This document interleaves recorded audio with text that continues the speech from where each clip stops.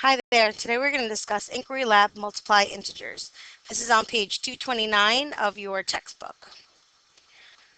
Inquiry. When is the product of two integers a positive number? When is the product a negative number? The number of students who bring their lunch to Phoenix Middle School has been decreasing at a rate of 4 students each month. What integer represents the total change of students bringing their lunch after 3 months? So the first question is, what do we know? We know that the number of students who bring lunch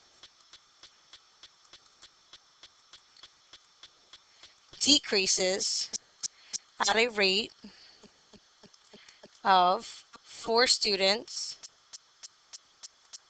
each month. Okay, so what do you need to find? You need to find the total change after 3 months. All right, so the integer -4 is going to represent a decrease of 4 students each month because it said, decreasing. And that's why it's negative. So after 3 months, the total change will be 3 times -4. And remember in my last video, I discussed that the first number tells you how many sets you have to either add or subtract. And since it's positive, we know that we're adding on 3 sets of -4 counters. So our first step is to add 3 sets of -4 counters to the mat. So we have 1 set, we have 2, 3. Okay, so now step 2 says to count the number of negative counters. So there are 12 negative counters. So 3 times -4 equals -12. After 3 months, the total change in the number of students bringing their lunch will be -12. So the model shows that adding sets of negative counters results in negative counters on the mat. So that basically meant that a positive times a negative number equaled a negative product. Here's hands-on activity 2. Use counters to find -2 times 3. If the first factor is negative, you need to remove the counters from their mat. Okay, so we need to remove 2 sets of 3 positive counters. Okay, so we're taking a look at our mat and we're like, oh no, there are no counters on the mat. So in order to remove something, it has to physically be there.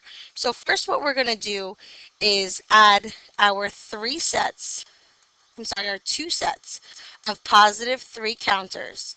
And since we don't want to change the value of 0, we have to accompany it with 2 sets of -3. So technically the value on the board is still 0 because these are all 0 pairs.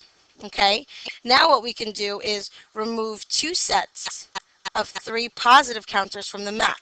So now we can just take these 2 sets of +3 counters and we're going to remove them. So now what do we have left? There are 6 negative counters remaining. So -2 times 3 equaled -6. The model shows that removing sets of positive counters results in sets of negative counters to the left.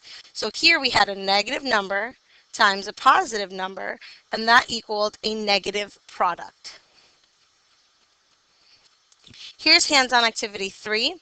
Use counters to find -2 times -4. Both factors are negative. So the first one means that this is the number that we have to either remove or add.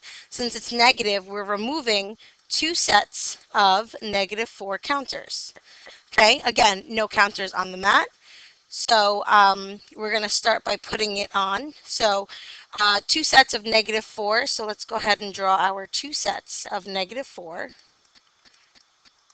Okay, and since we don't want to change the value of the mat, we're going to have to accompany every single negative counter that we made with a -1. Okay, so now here technically the value on the board is still 0. All right, so now we can cross out our 2 sets of -4 counters. So I'm going to take these 2 sets of -4, taking them out. So what am I left with? I'm left with 8 positive counters remaining. So Negative 2 times negative 4 equals positive 8. The model shows that removing sets of negative counters results in sets of positive counters that are left. So we had a negative times a negative, and that equaled a positive. Hope that video was helpful. Thank you. Bye.